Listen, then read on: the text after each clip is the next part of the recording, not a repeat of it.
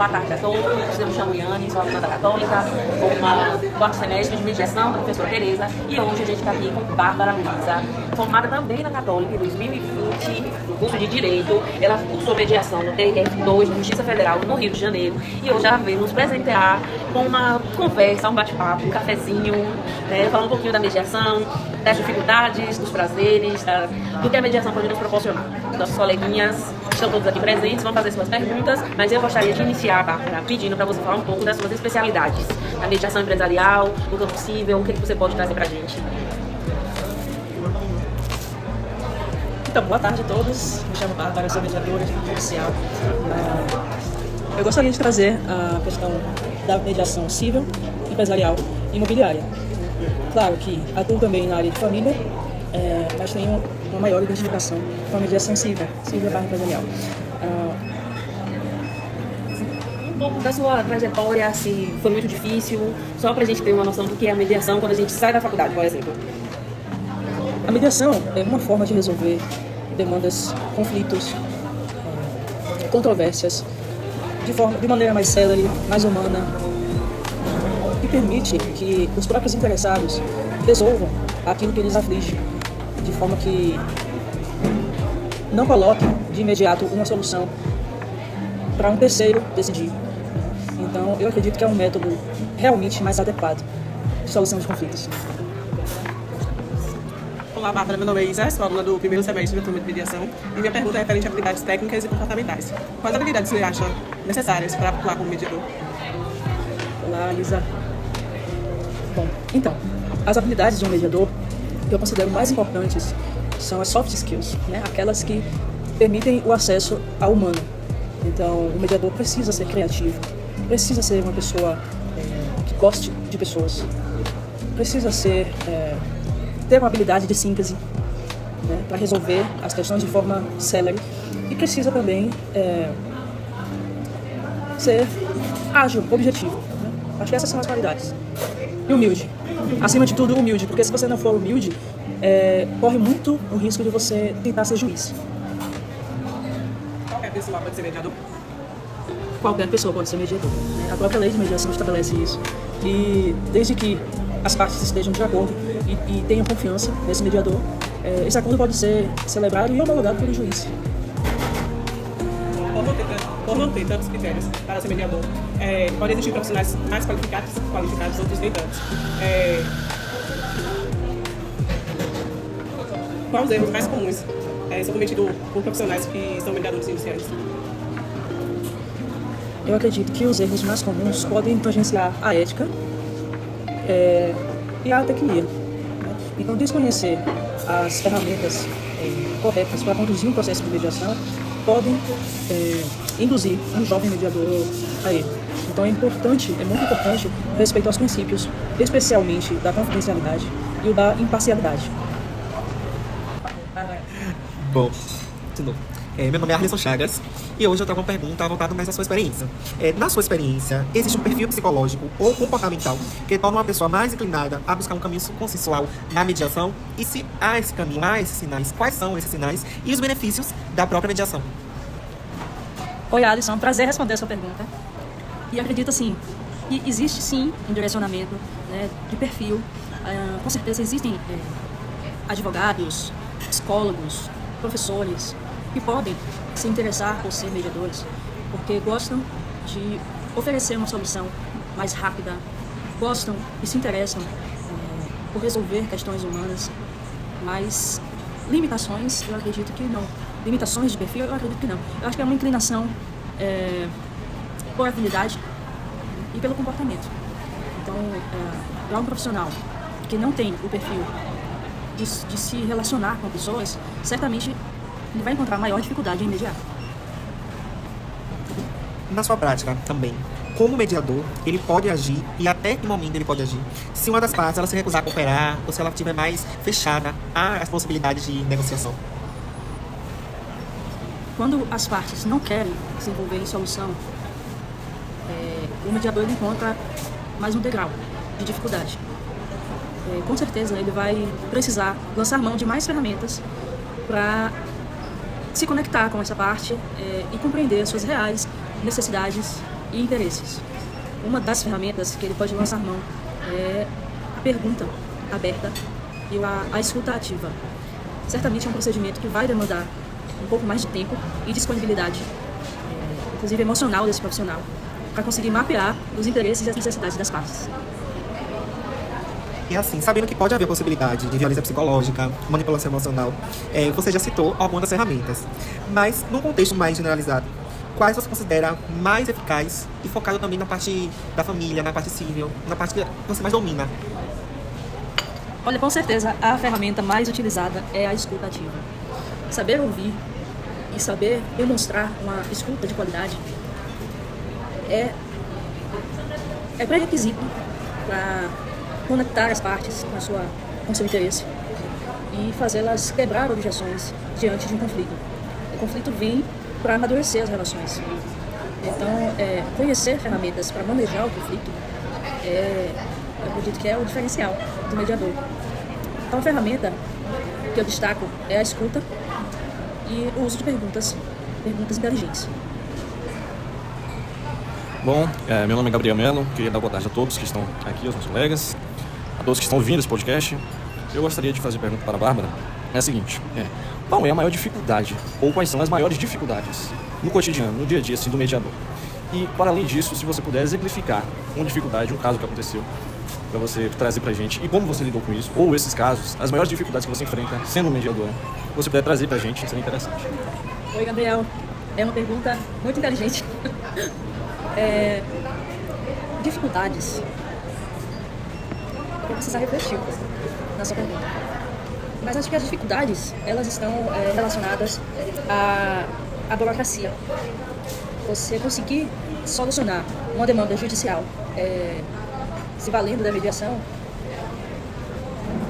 exige um manejo da burocracia. Então, o mediador que resolve atuar nessa área extrajudicial vai precisar estudar todo o processo de homologação de sentença.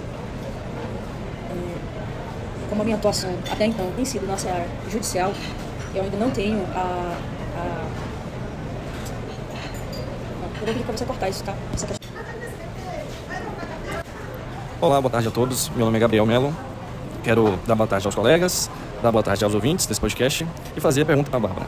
Bom, Bárbara, quais seriam as maiores dificuldades de um mediador, assim, no dia a dia, na rotina, no seu cotidiano? O que você enfrenta de dificuldade sendo uma mediadora? E se você tiver algum exemplo, algum caso concreto que você possa trazer pra gente, como você lidou, assim, seria interessante para esse podcast.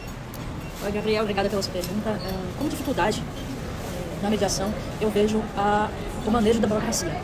Atuar com mediação, seja judicial ou extrajudicial, compreender o caminho do processo e a formalização do acordo é muito importante. É muito importante saber como homologar um acordo na esfera judicial, bem como é muito importante como demonstrar para as partes a importância da celebração e da construção desse acordo.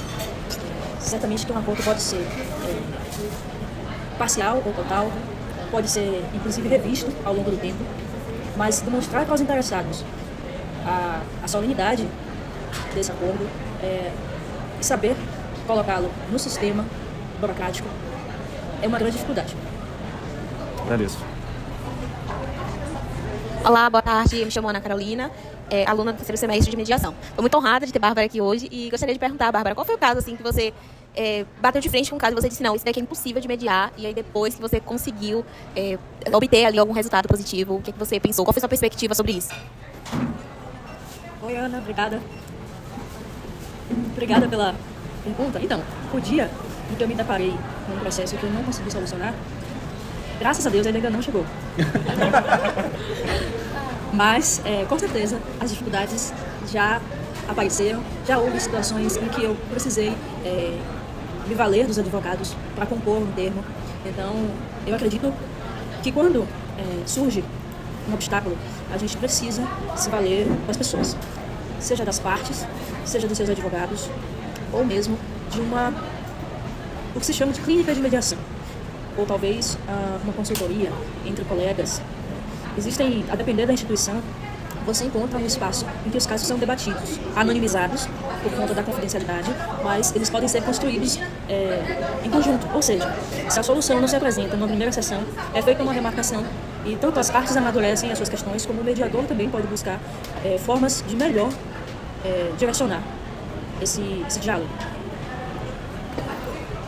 Agora, Bárbara, durante a minha pesquisa quanto às técnicas da mediação, eu percebi que uma técnica muito utilizada entre os mediadores seria a técnica do espelhamento. Seria espelhar gestos, sotaques, para ter uma forma de empatia ali, demonstrar uma aproximação com as partes. Você acha que isso é eficaz? Qual a sua opinião sobre isso? Então, Ana, o espelhamento é uma ferramenta muito interessante e que hoje é amplamente utilizada, inclusive na área de vendas. O espelhamento ele é utilizado como uma forma de gerar conexão entre pessoas. No âmbito da mediação, já utilizei o espelhamento através da linguagem. Então, eu gosto muito da linguagem simples, eu acho que ela é mais eficaz. E quando as partes demonstram não ter uma linguagem rebuscada, é importantíssimo o mediador se lançar de termos simplificados, termos que são de conhecimento vasto da população. E isso vale tanto para gerar mais entendimento, como para gerar harmonia entre as partes. Olá, Bárbara, boa tarde. Eu sou Clarissa Salazar, sou estudante também da disciplina de professora Tereza, de mediação. As perguntas que eu vou fazer são mais relacionadas à mediação familiar, né?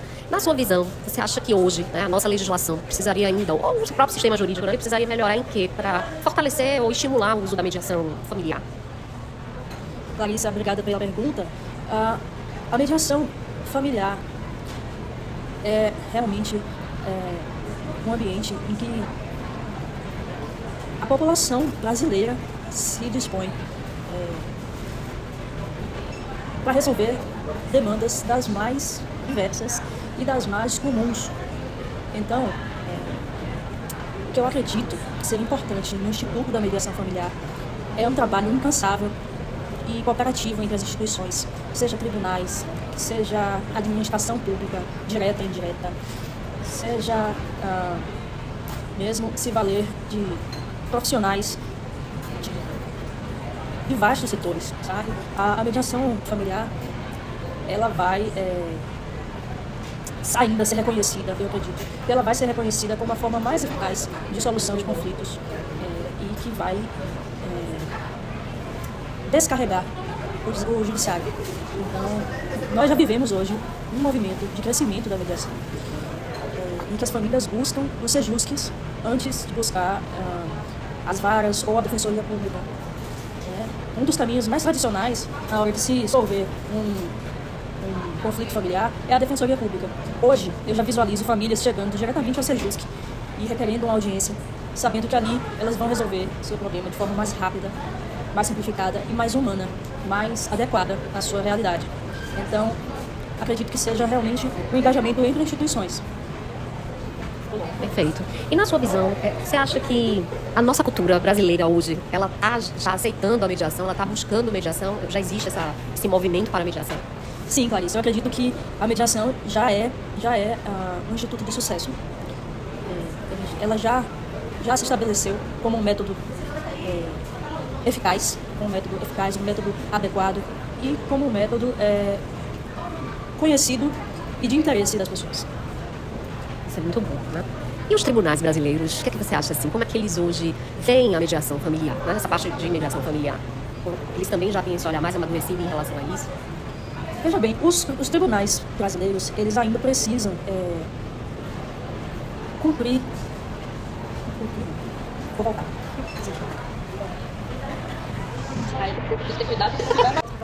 Eu vou aproveitar que vocês estão interessados e vou contar uma situação que desenvolveu meu apaixonamento pela mediação. Foi o primeiro caso de família que eu mediei. Até então, eu era avessa às questões familiares.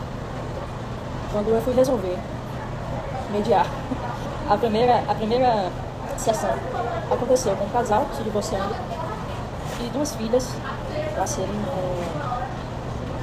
direcionadas na sua formação. E esse procedimento, que tinha previsão de até 2 horas, levou 4 horas e meia, sem intervalo. Eu acredito que essa solução só foi possível porque, diante da minha inocência, diante da minha inocência, eu estava disponível. Eu me coloquei disponível para aquelas partes, com interesse em resolver a demanda daquela família. Então tinha ali um pai e uma mãe apaixonados pela sua família, mas que entendiam que aquele relacionamento afetivo não funcionava e sofriam muito ao imaginar como seria essa vida separados. Eu precisei ali, de fato, de uma escuta dedicada e de disponibilidade emocional para lidar com aquela família, lembrando as partes a todo tempo que os termos do processo estavam porta afora. A todo tempo, as partes se referiam ao que seus advogados diziam no processo, um contra o outro. E eu precisei de pelo menos 1h30 lembrando aquelas partes que aquele processo não era o que nos constituía. Ao final da demanda, o pai, em prantos, olhou para mim, balançou o processo e disse: Bárbara, muito obrigada. Eu acho que isso devia ser mais feito, ou feito mais vezes, porque isso daqui, se referindo ao processo balançando, isso daqui não me lembro bem o termo, mas ele fez assim, é um formador de conflitos. Isso daqui é um destruidor de família. E o que você fez hoje aqui salvou a minha família. Naquele dia eu entendi o que é disponibilidade de tempo e emocional. E eu entendi o valor da mediação. Naquele dia eu me apaixonei por mediação de família. Perfeito, perfeito. E assim, em relação aos tribunais, né? Hoje, qual o seu olhar em relação aos tribunais brasileiros? Eles estimulam a mediação familiar? Isso já vem também sendo uma mudança de olhar nos tribunais? Obrigada, Clarissa. Sim, os tribunais vêm formando um entendimento em prol da mediação de família e têm atuado com políticas públicas. Um grande exemplo é o incentivo da realização de oficinas de parentalidade, grupos de orientação familiar e da criação de eventos no CEJUS, no Centro de Solução de Conflitos, eventos para se discutir as relações interpessoais, as relações entre mediadores, inclusive, entre equipes de trabalho. Tenho participado do crescimento dessa política e acredito que ainda há muito espaço para os tribunais ampliarem a sua atuação.